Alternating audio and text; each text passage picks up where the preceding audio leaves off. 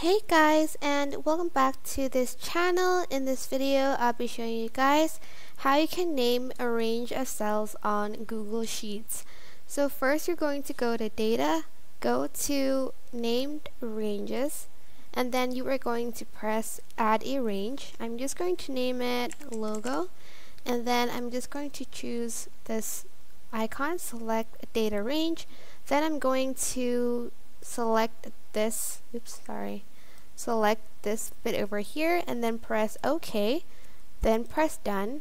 And then if I want to add another, I'm just going to press add a range, and then I'm going to name it info. You can name it anything you want, but you can't name it when there's like a space bar in it.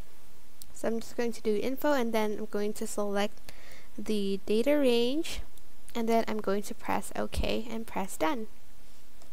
And that is basically it. I hope this tutorial was helpful for you guys.